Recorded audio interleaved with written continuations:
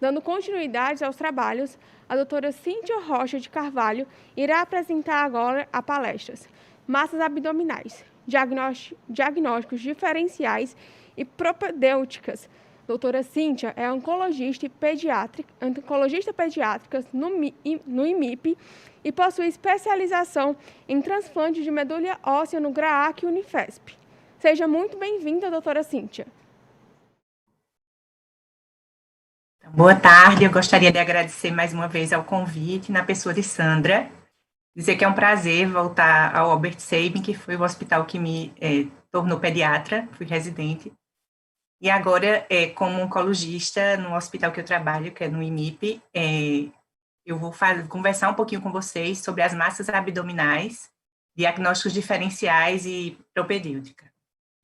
Então, as massas abdominais, elas apresentam diversas etiologias na infância. É verdade que a maioria delas são benignas e se manifestam muito de forma semelhante às massas malignas. Então, a importância do diagnóstico precoce se faz urgente para que esses pacientes sejam mais bem tratados, encaminhados para hospitais terciários e tenham um melhor resultado.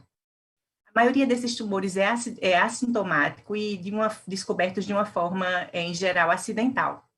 Então, anamnese e exames físicos minuciosos, eles são bem importantes para o diagnóstico. Então, o que eu queria dizer é que os pediatras e os profissionais da atenção básica são os primeiros a serem procurados. Então, a mensagem que fica logo no início dessa nossa conversa é que só se chega ao diagnóstico se a gente pensar que ele existe. Então, se a gente pensa que uma das nossas hipóteses pode ser um tumor maligno, é aí que a gente vai atrás de um diagnóstico mais rápido para encaminhar essa paciente a um centro que ela possa ser realmente tratada. Então, aos pediatras e profissionais de atenção básica, eu dedico essa nossa discussão. Então, eu acho que as massas abdominais, já como a doutora Tereza falou e foi também reforçado por Bruna, a anamnese, né, a história do paciente, o exame físico se faz de total importância, porque a partir de dados básicos da história é que a gente já vai encaminhar um raciocínio para que tipo de possível massa é aquela na criança. Então, a idade se faz necessário e importante, já que no período neonatal a gente tem a grande predominância de massas sendo malformações congênitas, sejam urinárias, intestinais. Os tumores malignos nessa faixa etária são incomuns. Entre 1 e 5 anos é o pico de incidência de tumores malignos, e nos pacientes maiores de 5 anos e adolescentes, esse predomínio de tumores malignos vai se tornar mais presente. Então, essa tabela retirada do autor, né, Cipriano, a gente vê uma divisão, né, entre idade, localização, benignidade ou malignidade dos tumores. Então, esse autor divide em quatro idades padrões, né, entre os neonatos de 0 a 4 semanas, os lactentes de 0 a 1 ano de idade, as crianças de 2 a 10 anos e os adolescentes a partir de 11 anos. E, de acordo com a localização daquela tumoração, a gente já pode firmar uma hipótese de um tumor benigno ou maligno. Então, a gente vê aí que nas primeiras idades, nos neonatos e nos lactentes, a gente tem uma gama de tumores benignos que se sobrepõem às hipóteses de malignidade. Então, são em geral, malformações, malrotações, né? Tanto no trato gastrointestinal como urinário, são massas que precisam ser identificadas logo de início para que elas tenham um tratamento adequado. E muito menos frequente os tumores malignos, né? Ressaltando que entre os neonatos e lactentes, a presença de tumores malignos mais frequentes como o neuroblastoma, o tumor de Wilms e o hepatoblastoma, e naqueles adolescentes, né, acima de 11 anos e 16 anos, os tumores de ovário e os hepatocarcinomas se tornam mais frequentes. Então, uma outra característica importante dessas massas é a duração e a característica dos sintomas. Essa massa que foi palpada, muitas vezes até pelo pai ou pela mãe no momento de estar cuidando do menor, ela tem algum sintoma sistêmico associado? É um paciente que estava muito bem, foi identificado uma tumoração, ou ele é um paciente que já vem doente, já vem com febre, com perda de peso, né, uma apatia, vem acompanhado de uma dor, que ele pode ser de uma forma aguda, né, ou um paciente que já vem sentindo dor abdominal recorrente, já vem procurando emergências por essa dor abdominal recorrente, que não se chega ao diagnóstico conclusivo. Tem alguns outros sintomas gastrointestinais ou urogenitais ou até pulmonares associados. Essa criança teve algum trauma ou exposição a alguma doença infecciosa, né, que isso pode fazer a gente pensar mais em cistos, em linfadenopatias ou abscessos. Esse paciente tem alguma síndrome genética ou algumas anomalias congênitas que a gente sabe pode estar ligada a alguns tumores malignos, e os antecedentes pessoais e familiares do paciente, como forma de identificar aquelas famílias que têm histórico repetido de câncer. Então, se a gente for associar as síndromes genéticas e anomalias congênitas aos tumores abdominais, a gente vai ver uma gama de alterações, né, de malformações e de síndromes que estão associadas, né, numa maior prevalência com neoplasias, como os tumores de Wilms, hepatoblastoma. E nesses pacientes que são já identificados, que já têm certamente essa síndrome, a gente vai acompanhá-los para, em qualquer momento da evolução, poder se deparar com uma massa maligna, no caso. No exame físico, né? Então, o exame físico é tão importante como a história, e a gente vai ver que o estado geral da criança vai nos nortear muito. É uma criança que está muito bem e que foi identificado uma massa ao acaso, uma criança que está com perda de peso, muito apática, e no diagnóstico veio uma pressão arterial, e a mãe fala que durante o dia ela tem momentos de flush, né, de hiperemia facial, com alteração do choro, uma criança mais irritadiça, né? E aí a gente vai para o exame do abdômen propriamente dito, onde já na inspeção é importante observar se você já vê essa tumoração. A palpação, você tentar caracterizar o tamanho do tumor, a localização, a mobilidade, né? Se é um tumor doloroso, se ele ultrapassa a linha média, se parece comprometer outras vísceras, né? Se tem visceromegalia associado, ou se tem algumas alterações, como retenções urinárias, retenção fecal, se esse paciente tem alterações de pele associado, se tem nódulos, se vem com alterações como petequias e hematomas. E aí, quando a gente junta com a anamnese, vai dar um norte para os nossos exames complementares. Então, a primeira maneira da gente examinar, né, um abdômen, a gente vai dividir esse abdômen superior, médio e baixo, né? E aí a gente já vai ter uma ideia, né, de localização de órgãos que podem estar comprometidos naquela tumoração que a gente está evidenciando. Os exames complementares. Então, se a gente for aqui descrever exames complementares, a gente vê que às vezes é pedido uma gama de exames que não somam, né? Não ajuda, não é uma pedra fundamental para desvendar qual é o diagnóstico. Mas todo exame complementar, que se quer fechar um diagnóstico o mais rápido possível, é aquele exame que é o mais fácil de você conseguir na unidade de saúde que você está. Então, não adianta, o Brasil continental, não adianta a gente achar que vai conseguir uma ressonância magnética num posto, né, numa cidade muito longe da capital, e ficar segurando aquele paciente durante um tempo até que aquela família consiga aquele exame.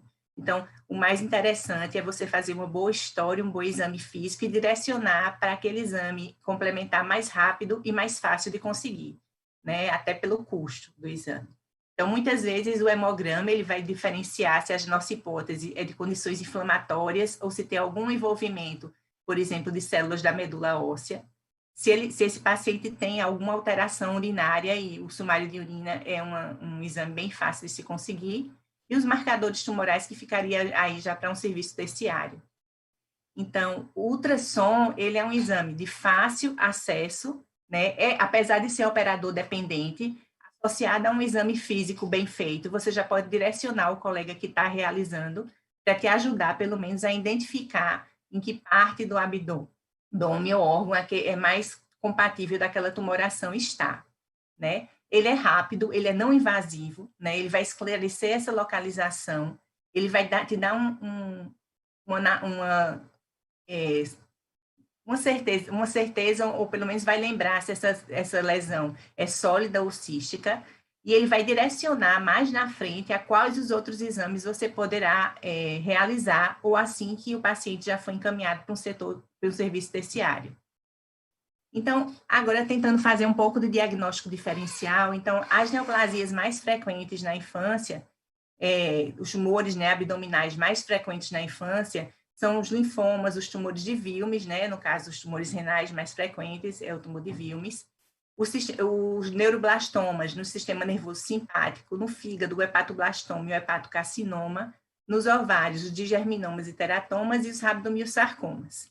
Então, eu aqui separei 3 desses tumores, né, que são bem mais frequentes, para que a gente esteja fazendo um diagnóstico diferencial de uma forma mais rápida. Então, os linfomas não Hodgkin. Então, os linfomas, eles são neoplasias, né, que se formam da transformação maligna das células linfocitárias.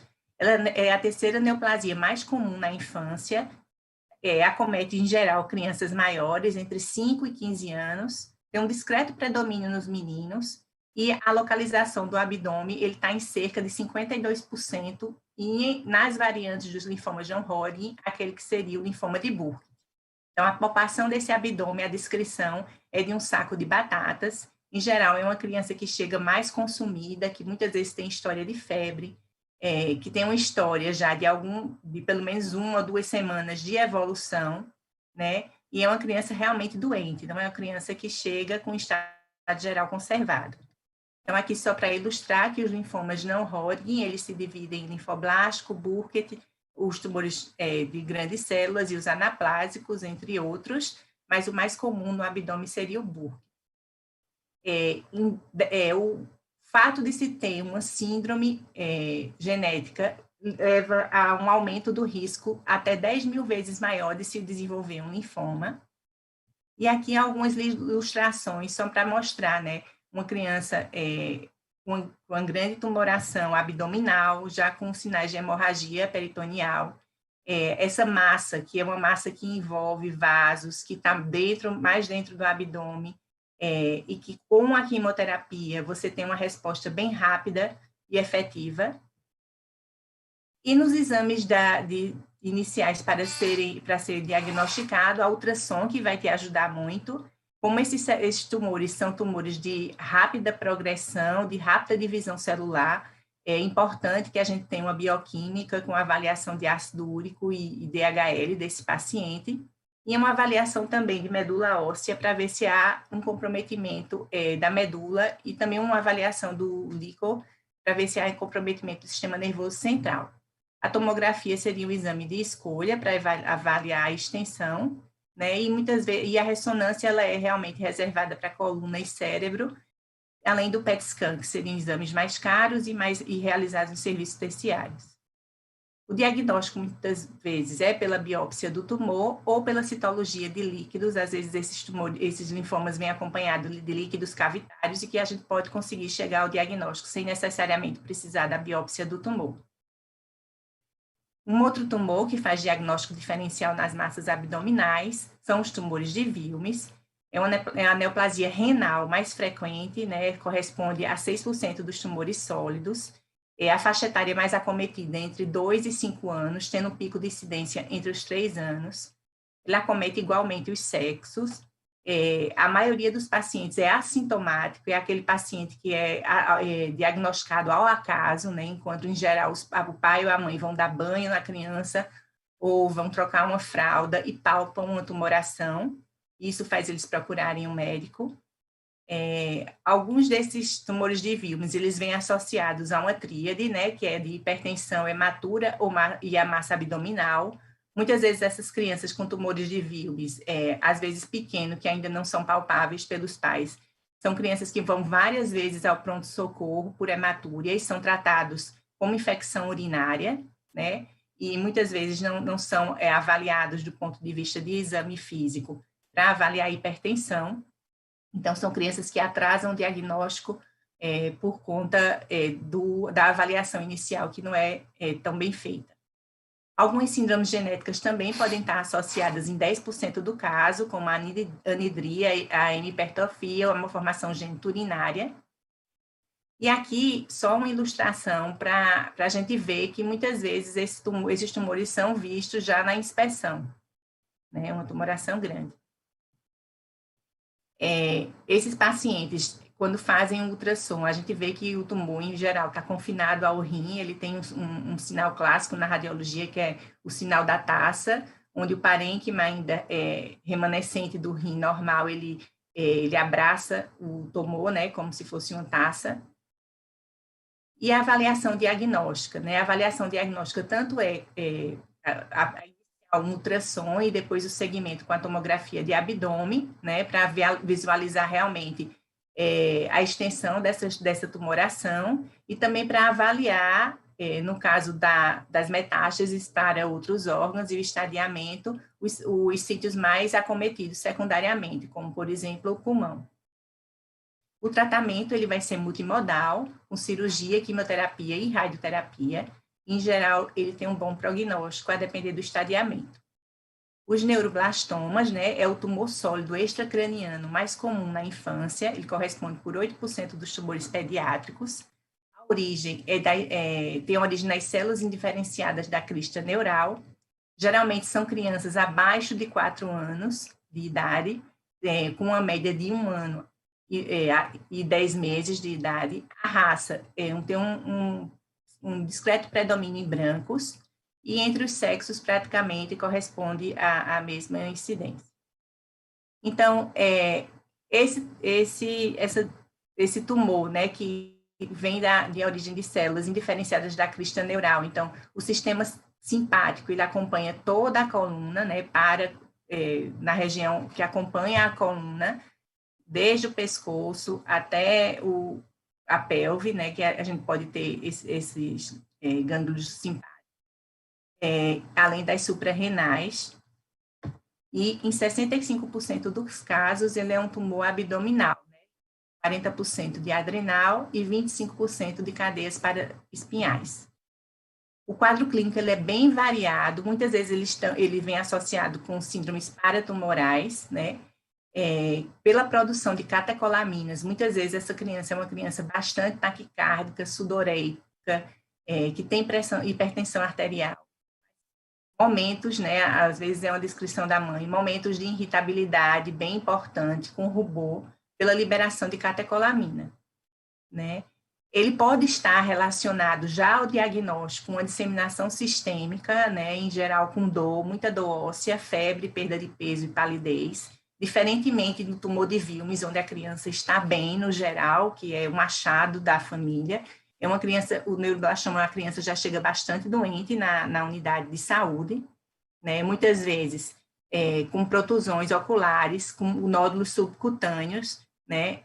Com equimoses periorbitárias que vão mostrar para a gente a presença de infiltração de base de crânio.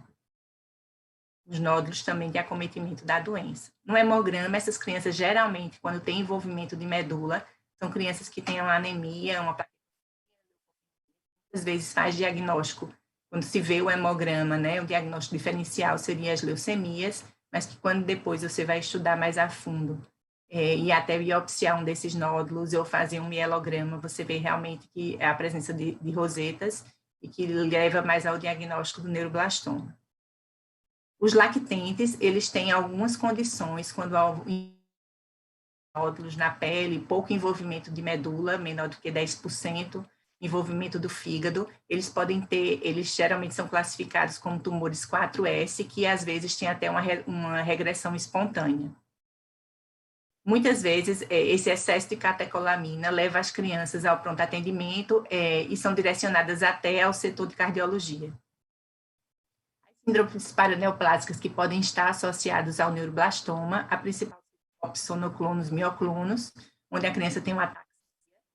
Em geral, quando você retira o tumor, você tem uma resolução dessa síndrome, e eles estão associados esse opsoclonos, mioclonos, em até 50% dos neuroblastomas, né? Sem associação com o neuroblastoma.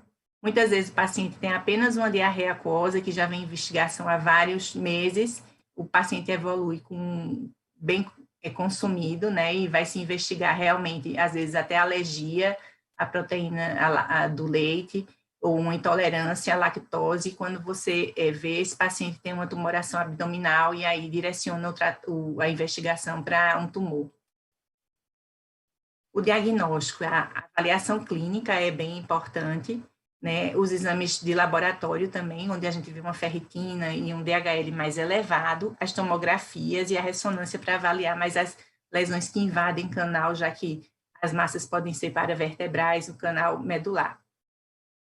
Então, aqui é uma foto de um neuroblastoma, diferentemente do tumor de Wilms, onde é um tumor mais localizado, em que o tumor, o parênquima renal remanescente, ele abraça a tumoração. O neuroblastoma, ao contrário, ele abraça os vasos, os grandes vasos, e geralmente é uma massa mais irregular, que ultrapassa a linha média, que, em geral, você não consegue uma delimitação tanto com tanta facilidade.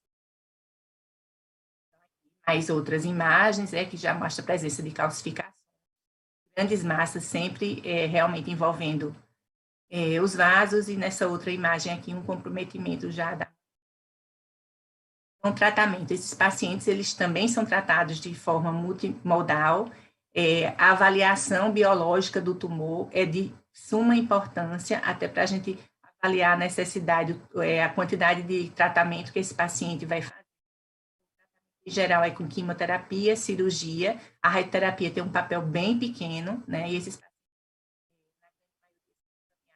complemento de tratamento com transplante de medula. O prognóstico ele vai depender do estadiamento e da resposta ao tratamento estabelecido.